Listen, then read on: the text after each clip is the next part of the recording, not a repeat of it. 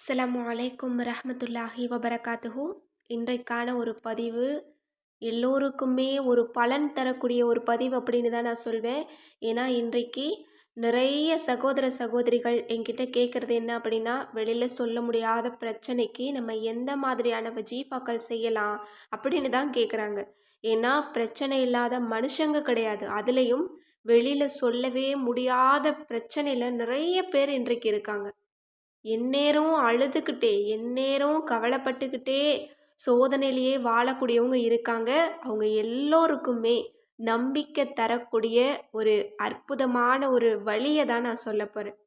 அல்லாஹ் தாலா நமக்கு ஆறுதல் கொடுக்கக்கூடிய ஒரு சிறந்த ஒரு திக்ரை தான் நான் சொல்ல போகிறேன். இன்றைக்கு நம்ம எல்லோருக்குமே பிரச்சனை இருக்குது. அதுலேயும் சில பேருக்கு வெளியில் சொல்லக்கூட முடியலை. நான் என்ன பண்ணுறது, என் கூட எல்லாருமே இருக்காங்க, ஆனால் ஒருத்தர்கிட்ட கூட சொல்ல முடியாத சோதனையில் நான் வாழ்ந்துட்டுருக்கேன் அப்படின்னு சொல்லக்கூடிய நிறைய பேர் இருக்காங்க. அதுலேயும் முக்கியமாக பெண்களை எடுத்துக்கிட்டோம் அப்படின்னா, பெண்களுக்கு ஏகப்பட்ட பிரச்சனை வருது. பெண்களுடைய சூழ்நிலையை சொல்லவே முடியாது. இந்த பதிவை கேட்கக்கூடிய எல்லோருமே எல்லா மக்களுக்காகவும் எல்லா பெண்களுக்காகவும் நீங்கள் அதிக அளவு துவா கேளுங்க. இந்த மாதிரி வெளியில் சொல்ல முடியாத, தாங்கி கொள்ள முடியாத பிரச்சனையிலிருந்து அவங்க வெளியில் வரணும். எல்லா மக்களையும் சோதனையிலிருந்து லேசாக்கு யா ரப்பே, எல்லா பெண்களுடைய வாழ்வையும் நீ நிம்மதியாக்கி கொடியா அல்லாஹ் அப்படின்னு நீங்கள் கேளுங்க. இன்ஷா அல்லாஹ் கண்டிப்பாக அல்லாஹ் அந்த பரக்கத் கொண்டு உங்களோட வாழ்க்கையிலையும் அல்லாஹ் உங்களுக்கு நிம்மதியை கொடுப்பான்.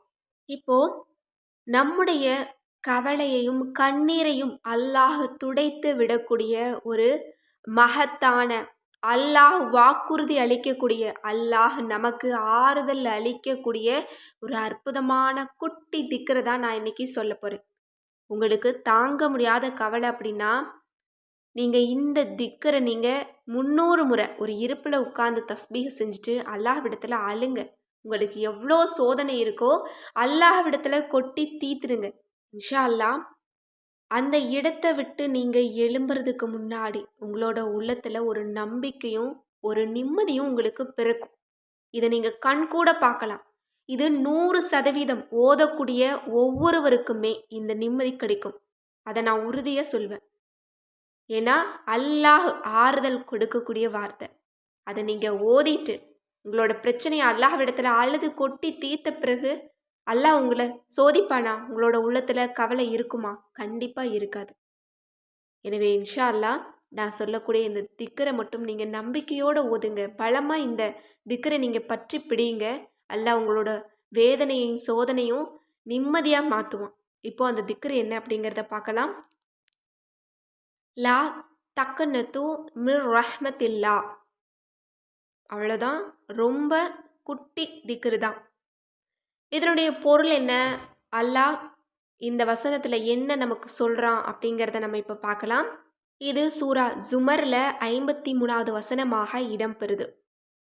அல்லாஹ் இந்த வசனத்தில் என்ன சொல்கிறான் அப்படின்னா, என் அடியார்களே, உங்களில் எவரும் வரம்பு மீறி தமக்குத்தாமே தீங்கிழைத்து கொண்ட போதிலும் அல்லாஹுடைய ரஹ்மத்தில் அவர்கள் நம்பிக்கை இழக்க வேண்டாம். நிச்சயமாக அல்லாஹ் பாவங்கள் யாவையும் மன்னிப்பான்.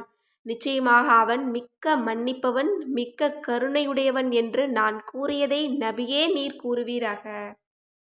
எப்படிப்பட்ட ஒரு ஆறுதல் அல்லாஹ் சொல்கிறான் பார்த்தீங்களா? இதை நீங்கள் கவனமாக நீங்கள் கவனிச்சிங்க அப்படின்னா உங்களுக்கே புரியும்.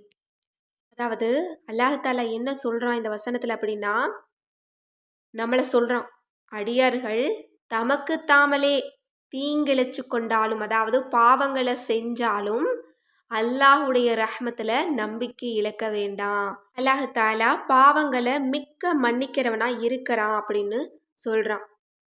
இதிலிருந்து நமக்கு என்ன தெரியுது அப்படின்னா, நம்முடைய கவலைக்கும் கண்ணீருக்கும் காரணம் நம்ம தான்.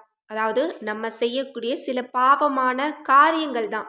ஆனாலும் நம்ம அல்லாஹ்விடத்தில் நெருங்கிட்டோம் அப்படின்னா கண்டிப்பாக அல்லாஹ் அந்த பாவத்தை மன்னிச்சு நம்மோட சோதனையையும் கண்ணீரையும் விளக்குறான். நமக்கு நம்பிக்கை கொடுக்குறான், நமக்கு ஆறுதல் கொடுக்குறான்.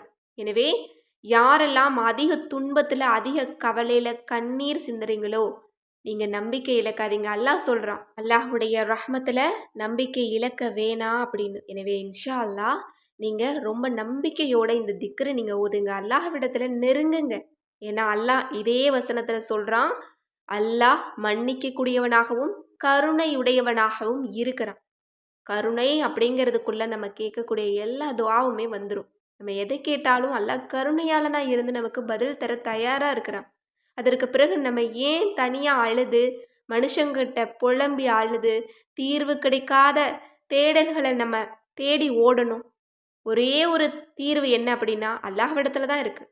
இன்னும் சொல்லணும் அப்படின்னா நம்ம யாருமே தனியாக இல்லை. எவ்வளோ பிரச்சனைகள் வந்தாலுமே, என்ன சோதனை வந்தாலுமே, என்ன நடந்தாலுமே எல்லாமே மாறும். ஆனால் நம்ம கூட அல்லாஹ் இருக்கான். நம்ம தனியாக இல்லை. மாறாத ஒரே ஒரு விஷயம் நம்மளும் அல்லாவும் மட்டும்தான். நம்முடைய உயிர் இருக்கிற வரைக்கும் அந்த ரப்பு நம்ம கூட தான் இருக்கான். நமக்கு நடக்கிறதை எல்லாம் பார்த்துட்டு தான் இருக்கான். நம்ம அழுது கண்ணில் தண்ணி விட்டோம் அப்படின்னா முதல்ல துடைக்கக்கூடியவன் நம்முடைய ரப்பு தான். ஏன்னா அல்லாஹ் ரொம்ப கருணையாளனாக இருக்கிறான், ரொம்ப இரக்கமானவனாக இருக்கிறான். நம்ம இப்போ ஒரு தெரிஞ்ச மனுஷங்க கிட்ட போய் அழுதா கூட அவங்க இறக்கப்பட மாட்டாங்க. ஆனால் அல்லாஹ் ரொம்ப இரக்கசாலியாக இருக்கிறான். இன்னும் அல்லாஹ் 90 மடங்கு தாயினுடைய பாசத்தை கொண்டவனாக இருக்கிறான். அதனால நம்மோட ரப்பு நம்ம உயிருக்கு பக்கத்திலேயே இருக்கும்போது நம்ம எதற்காக கவலைப்படணும்? ஏன் கண்ணீர் சிந்தணும்?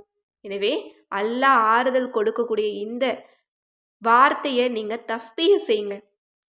குறைந்தது ஒரே ஒரு முறையாவது இந்த திக்ரினுடைய இந்த வார்த்தையினுடைய பொருளை உணர்ந்து நீங்கள் அல்லாஹ்விடத்தில் அழுது கேளுங்க. கேட்ட நிமிஷத்தில் அல்லாஹ் உங்களோட கண்ணீரை துடைப்பான். அந்த இடத்தை விட்டு எழும்புறதுக்கு முன்னாடி உங்களோட உள்ளத்தில் அல்லாஹ் ஒரு புத்துணர்ச்சியும் நம்பிக்கையும் நிம்மதியையும் சந்தோஷத்தையும் கொடுப்பான். இதை நீங்கள் டெஸ்ட் பண்ணி பாருங்கள் இன்ஷா அல்லாஹ். எனவே கவலைக்கும் கண்ணீருக்கும் ஒரே தீர்வு நம்முடைய ரப்பக்கிட்ட தான் இருக்குது. அதை இந்த திக்ரை கொண்டு இந்த திருக்குரானுடைய ஒரு வசனத்தை கொண்டு கேளுங்க. இன்னொரு விஷயம் என்ன அப்படின்னா, நம்மோட எல்லா கவலைக்கும் எதில் தீர்வு இருக்குது? அல்லாஹ் கிட்ட இருக்குது. மற்றொன்று அல்லாஹ்வினுடைய குரானில் தான் இருக்குது. குரானில் நம்மளோட எல்லா பிரச்சனைக்கும் தீர்வு இருக்குது. எனவே குரானில் இருந்த ஒரு வசனத்தை, அதுவும் அல்லாஹ் ஆறுதல் கொடுக்கக்கூடிய ஒரு வசனத்தை எடுத்து நம்ம திக்ரு செய்யும்போது அல்லாஹ் நம்மளை ஒருபோதும் கைவிட மாட்டான். எனவே இன்ஷா அல்லாஹ் இந்த சிறந்த வார்த்தையை திக்ரு செய்து அல்லாஹ்விடம் துஆ செய்து நமக்கு தேவைப்படக்கூடிய நிம்மதியை முழுமையாக அடைந்து கொள்ள எல்லாம் வல்ல அல்லாஹ் நம் அனைவருக்கும் நற்கிருபை செய்வானாக. ஆமீன் என்று கூறி இந்த பதிவை நிறைவு செய்கிறேன். இந்த விஷயங்கள்லாம் உங்களுக்கு பிடிச்சிருந்தது அப்படின்னா இந்த சேனலை லைக் பண்ணுங்கள், ஷேர் பண்ணுங்கள், கமெண்ட் பண்ணுங்கள், கண்டிப்பாக சப்ஸ்கிரைப் பண்ணுங்கள். அஸ்ஸலாமு அலைக்கும் ரஹ்மத்துல்லாஹி வபரகாத்துஹு.